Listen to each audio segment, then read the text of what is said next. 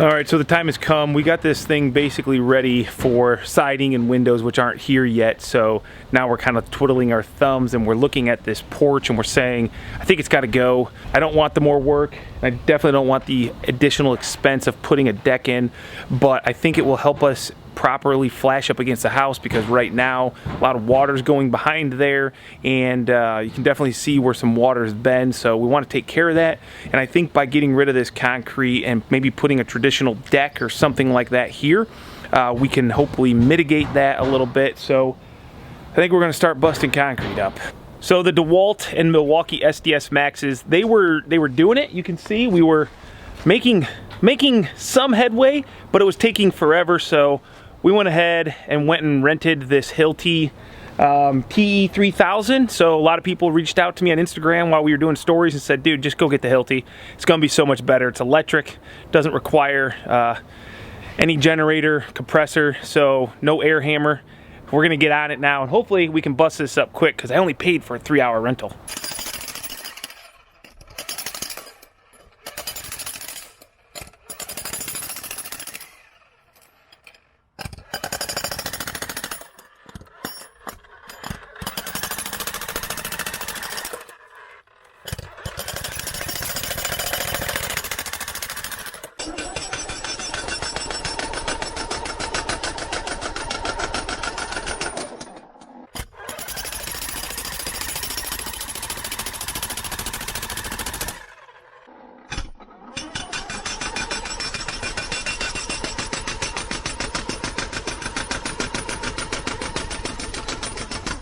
Well, we're getting somewhere. We got the top peeled off.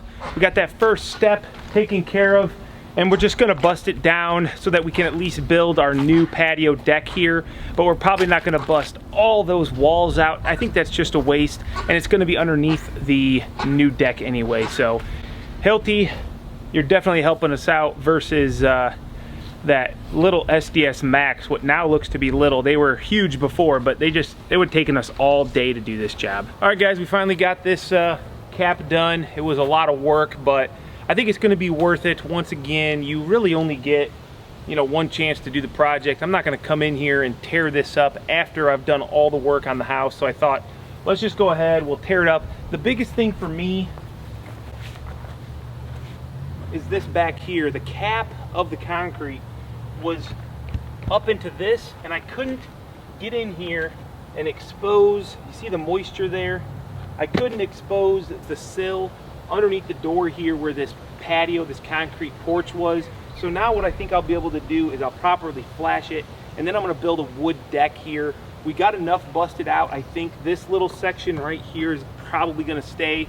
It's a huge section of concrete, but we'll be able to dig some holes. We'll be able to get a ledger on the house there, and then have a nice set of steps coming down, and maybe a little bit of a section here for, just sitting in and relaxing or whatever. Nice little rail. We're not gonna get crazy with some Trex decking or anything, I don't think. I'm gonna try to keep it minimal, because we just keep adding to this job, and I wanna get done with the demo and start building it back, because we got a lot of stuff to do yet this year, and this was only supposed to be a quick remodeling reside job, not insulation, sheathing, house wrap, windows, front deck, and sidings. We should be getting into some actual new construction type work here very soon, where we start putting up all the new materials. Hit that subscribe button so you don't miss the rest of this series, and maybe hit the bell so you get notified whenever we drop a new video.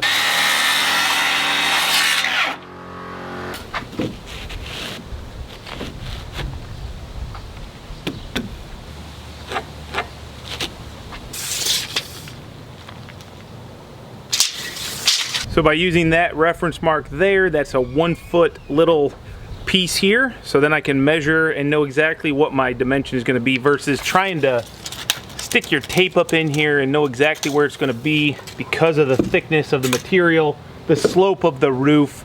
It just makes it real easy. Cut yourself a little template, slide it up, mark it, and then measure to that mark. So on my corner, I was 6'7", 3/4, and then I'll add the 1 foot for my reference, so I'll be 7'7" and 3/4.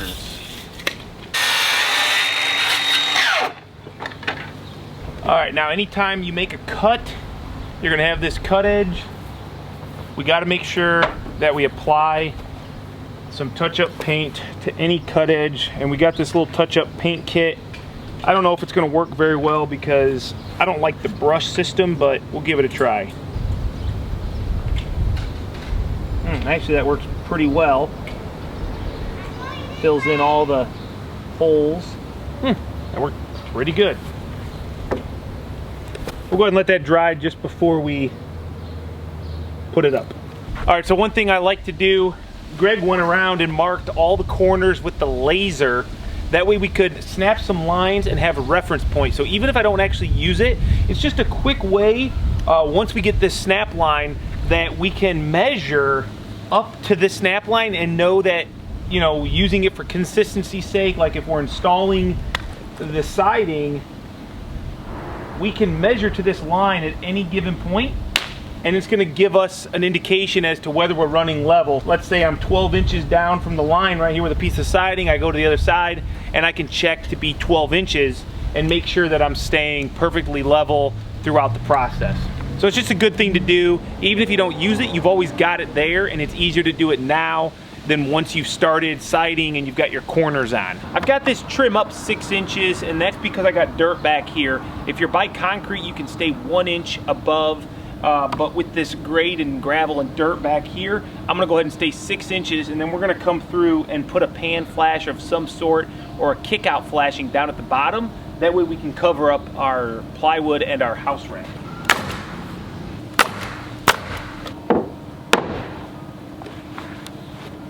Okay, we'll touch those up with some paint, and then you're good to go.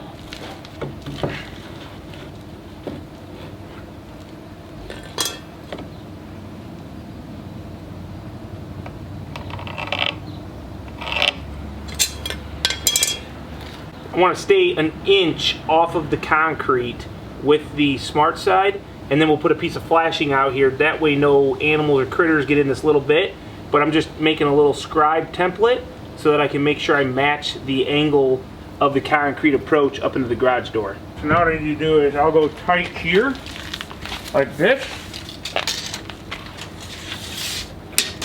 to where that was, 83.5. And that's my template. I'm not gonna nail this bottom until I get my piece of flashing tucked in here. We'll go ahead and get it lined up. I think the best thing to do, get this guy.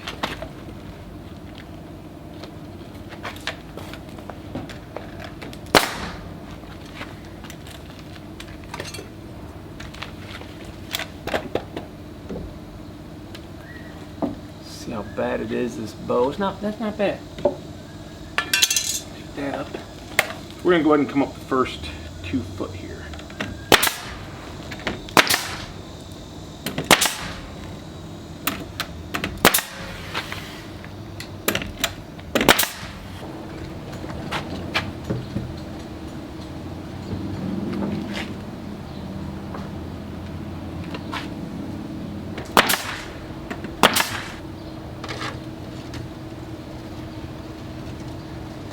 Wow, we go from 10.5 to 9 3/4.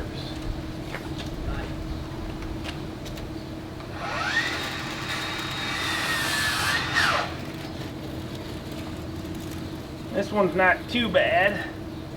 10 1/4 to 10 3/8. You know, the biggest thing with most jobs is the preparation, and with LP, I guarantee once we get to the actual siding portion of the install, it'll go a lot quicker, but it's always the trim. You gotta get everything right before you start putting the siding up, and that takes time. Over there? Pretty good on the end? That's flush? Yeah. I mean, like, pretty dang close. Like, it's about here. Okay. It'll look nice. I think it'll look good. Once the door gets painted, scraped. Yeah. Just snapping that first line so that I know where the top of my first run is going to be, and I measured it off of that reference line we made with the laser, so that's where that comes into place. Now as I'm going, I can keep checking to make sure that I'm staying perfect, even though if you start straight and level at the bottom, you should work up level if you're using a simple cider gauge that gives you the exact dimension every time. I'm also snapping a line at the bottom for my starter strip. All right, thank you. You got it? Yeah, man. Good? Yep. All right, thanks, man. Yep, brother. All right. Which side you want to start on? We're gonna start right down there, my dude. I got that first snap line done. See that? So we should be good. We'll space it.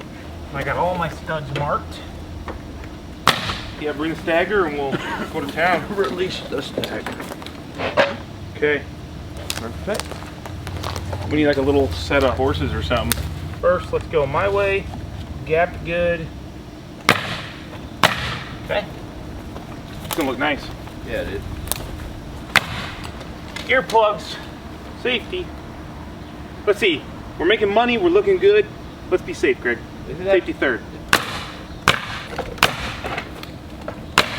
Now, Greg, before we get crazy and use all those shorty pieces, let's get a measurement on this last guy, and I only want to go that far. Does that make sense? Okay. I don't want two sets of joints. Now what we'll do is we'll run these up and then start over again. We'll save those for another section. I don't want like multiple staggers. Okay. Yeah, that makes sense. Or We could run one more. You said it was 5'8"? yeah. We'll run one more. So here. the next one's a 6-footer. Yeah. Yeah, dude, that's going nowhere. Pretty legit. It's gonna look nice, It's man. gonna look awesome. Yeah. All right, let's run one more. So go ahead and cut that down to 5'10". 5'10". 5'10", paint it, and then I'll get these guys. Greg, What's up? we've got our metal flashing.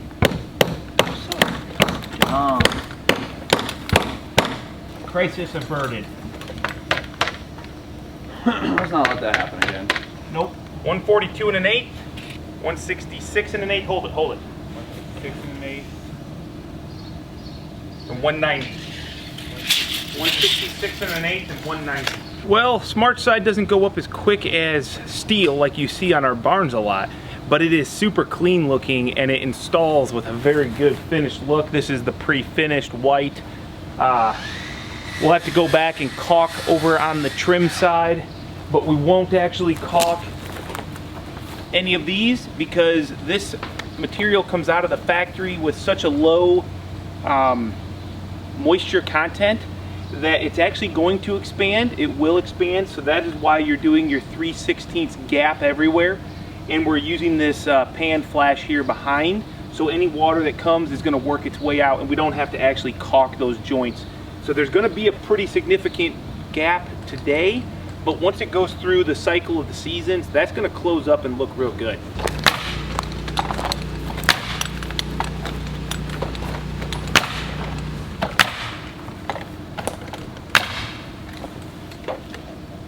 This ain't hard, is it? No. Once you get down into a routine, tell me when you're good.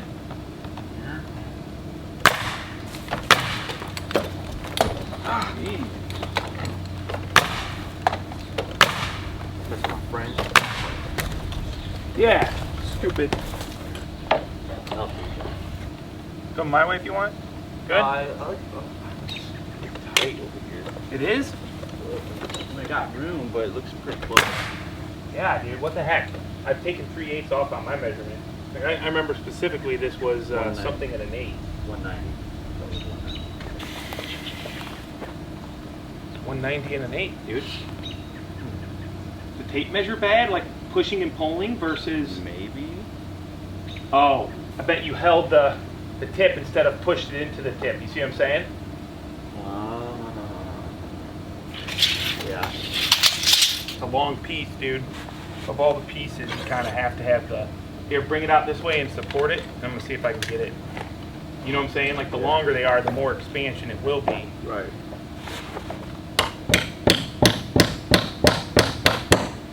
We might get lucky, Greg. Yeah, looks like we did.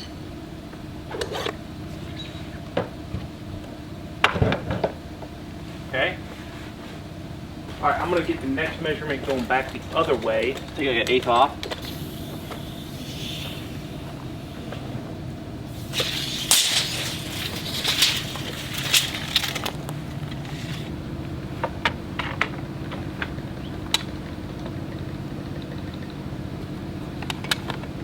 Better over there? So check this before you get too crazy. Wow, you just took Picture your thumb. love it. Planes. Money.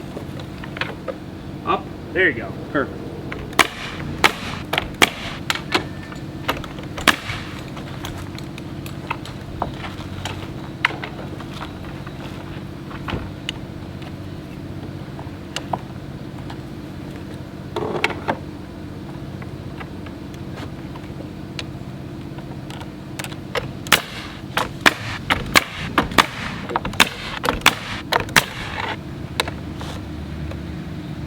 Dude, we're about like on that reference line, aren't we? Yeah. Oh, wow.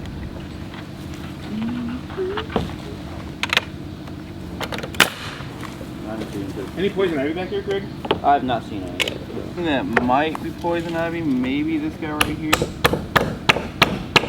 But his leaves are all kind of like orange. Like.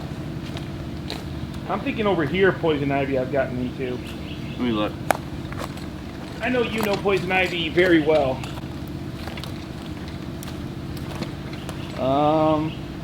That's 3-leaf, but there's no, No, it don't look like it. I don't see any. Right here? Everyone thinks you step in a poison ivy, you're gonna get it right away. It ain't work. It don't work that way. One morning you wake up and it's there in your bed. It says, "Hey, yo, Greg." You ever had poison ivy before? Good. No, not again. Okay, here's what I want to do. Now, I know it ain't gonna be straight, but I want to see where we're at up to here. So here we're 24 5/8. We should be straight. This one was straight? I snapped up. Oh, I went up. 24 and 5/8. Let's go. Are you good here? Yeah. Okay, got it. Yeah, that guy is off my reference line. That's right, I remember that now. So we should be like Gucci? Gucci. Nails! I got them. Poison ivy before. Hey, check out this siding nailer from Metabo, which was formerly Hitachi Power Tools, but now it's Metabo. You see that? I mean, maybe I've just always used a crappy gun, but watch the bottom where watch where your nails go. Right there, do you see that? That might seem very simple, but when you're loading a coil of nails, and this is straight, it's a real struggle to get them in. But just that simple design, and maybe more manufacturers are doing that these days, and I've just never seen it. It makes it so easy to load your nail, and the weight of the nail just puts it right in there perfect. And I don't know, to me that's pretty sweet. Okay, Kyle just clearly gotta make sure it's on the right track, Kyle. I think that's pretty cool.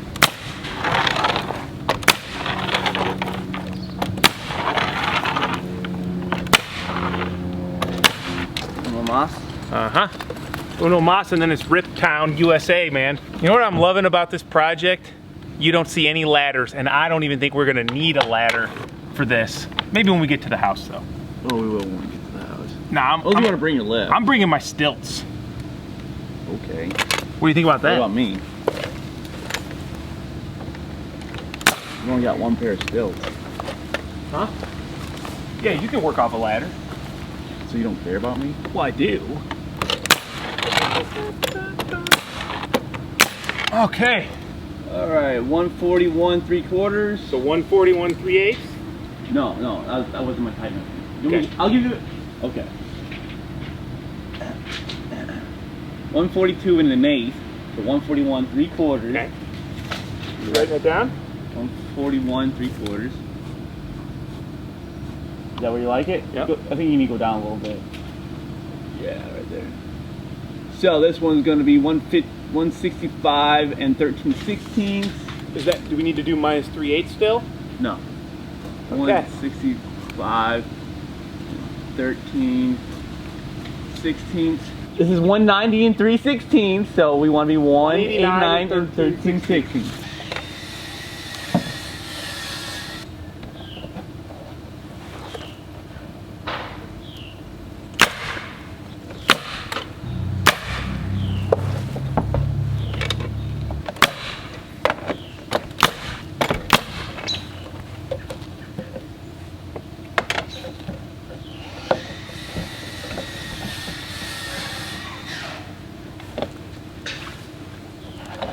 Good timing, dog. Hey, buddy, need my help? Yeah. Just check the gap there and throw a nail if you want. Oh, no. You might want to flip it around. I knew that.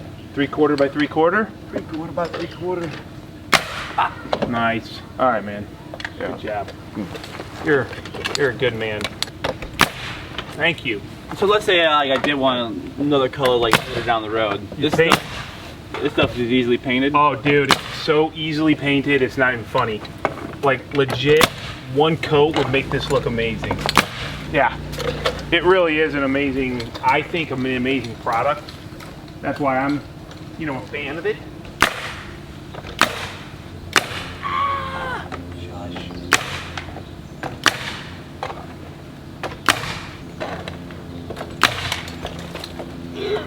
That roof, dude. That roof's got another thing coming.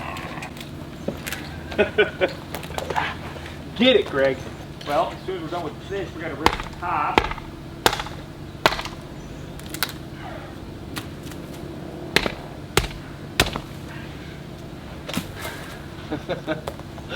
Got it.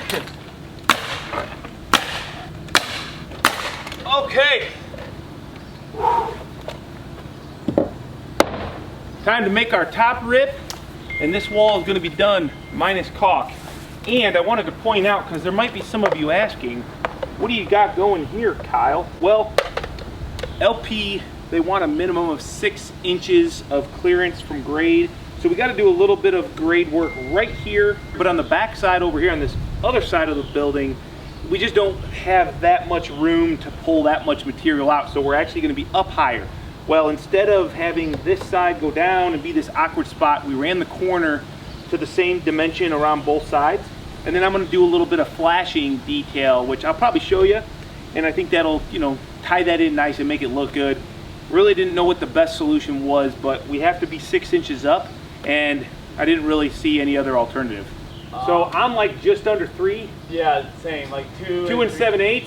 I might be like 7/8, 13/16. Yeah, okay, 2 and 7/8. So minus 3/8 is going to be 2.5. We add an inch, now we're 3.5. Okay. Okay, 3.5 inch rip, dude. Now, Greg, we got to also make sure we got that 3/16 gap up top too. So that's actually what we're going to follow. Since we snapped the line up there, I'm actually going to get my gauge on the side, and then I'm going to come across the top. Hey, you're gonna need that probably a step stool. No, man, I got this. I don't think you do. I got it. Oh, Oh, so the real story comes out. You need the step stool. no, I got it. Woo-wee. I need that step stool, bro. 69, 7/8. Okay, now I'm here trying to cut these pieces for in between the door and the corner, right? This old garage is not perfect. Now, I feel like we've already gone so far. Maybe we should have just taken this door out, framed it up new, done all that, but we didn't, because the garage was not the goal. But since we were doing the house, we thought, let's just do the garage. Of course, it turns into more work than you want, but we'll probably paint this door and the garage door. Well, we're going to. Greg's going to, actually. But what I wanted to show you was, this isn't perfect. So I could cut and fit every one to make it perfect. However, that takes a lot of back and forth. So what I did was I marked my reveal on every piece, and then I can come in here and I can get a dimension going up at every top.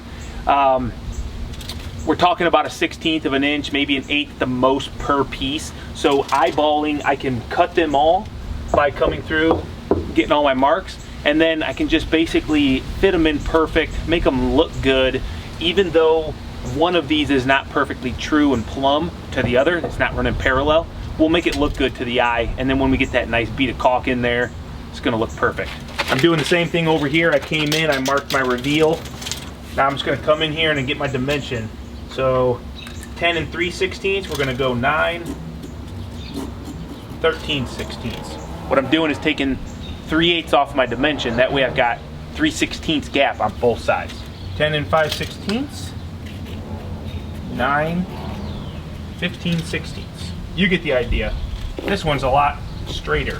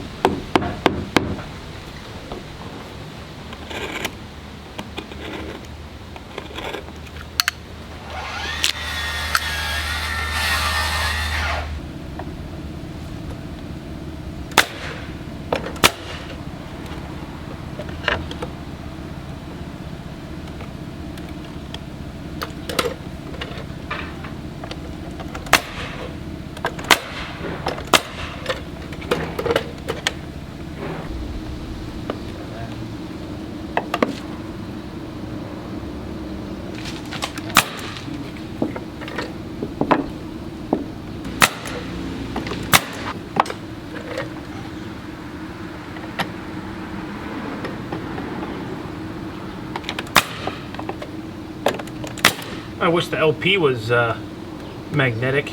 Oh, that's a better idea, Kyle. Right in the middle. You can rock it, make it perfect.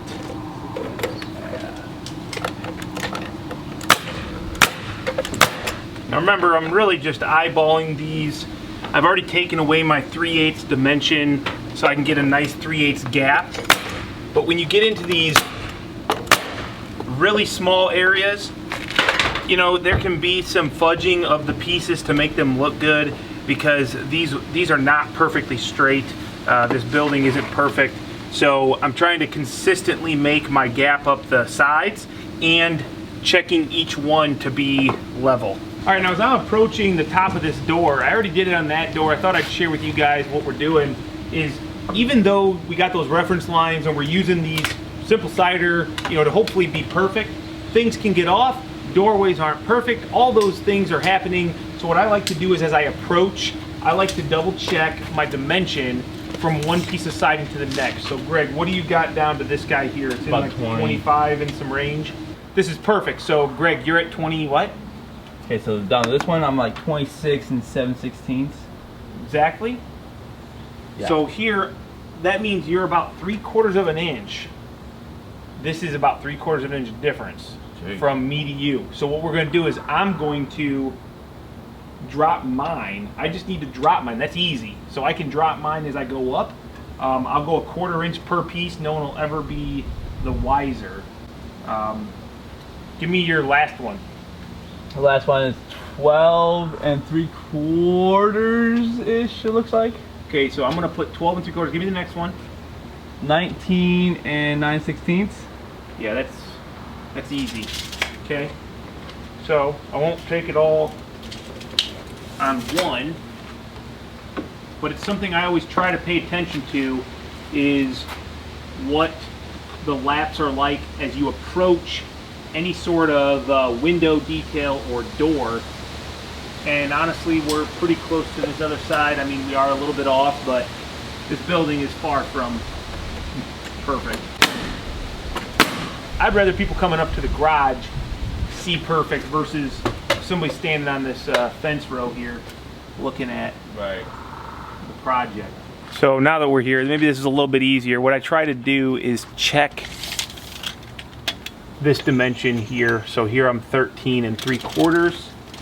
And if I come over on this side, I'm 13 and 3/4. So now I know at least that when I go across this, and we already fixed the other end down there, that at least that top board will have the same reveal. And usually here in the field, it's kind of hard to see 1/4 inch here or there, especially with this 8-inch siding. So just a little tip and trick, use that if you're doing siding. Always measure as a reference from the top of a door or window down to make sure, even if it ain't level, you want it to look good. And if you have a little rip up above a door window and it's perfectly level, but your window's not level or something, it's gonna look bad. So sometimes it's not about being perfectly level, it's about being good to the eye. Because like Jimmy DeResta said, if it looks straight, it is straight. That's pretty nice. What is? Siding. I know it is, isn't it? It really is. All right, guys, I just got back from lunch and I got to work. I didn't even think about it, and I started doing these flashing details here. You can see above me right here on the doors of the garage, and I will take you through those on probably the next detail when I get to it. I'm pretty happy with this detail, and I think you guys will too, so make sure you stick around, and I'll show you how I did this. Okay, you got your siding gauge? I do not. There's one on the ground though. But How do you like your gap on the end? What do you think? I like it. Pretty good at eyeballing 316. I'm pretty happy with that. 2 walls down. I think all right. I do too. Nice bead of caulk in there, man. It's gonna look phenomenal. Okay, let's move on to soffit fascia. Well, look at that. We got 2 sides on the garage done, and it's only, I don't know, over half the day gone. But you know what? With most things, I don't do LP Smartside every day. Like I've done siding years ago. I used to do residential vinyl, and I did Hardy. I've done some LP. Maybe 3 years ago was my last LP job of this horizontal type siding. You got to find your groove. You got to get back into the mix of things, and you got to learn all those, relearn all those tips and tricks to help you do it more efficiently. So I think as the job goes, we're gonna get even better. But I'm definitely excited. And I think Greg is pretty excited because I think he's gonna have one killer looking house when this is all done. And it's not his house, it's mine. So I'm pretty happy too, but I'm glad that he gets to live here. You know what I love about remodeling is that at some point you're thinking, why in the heck did I get into this? This looks horrible, it's a ton of work. But then once you start putting up details and the plan starts coming together and you start seeing what it's gonna be, that's when it gets really exciting and I start to love it.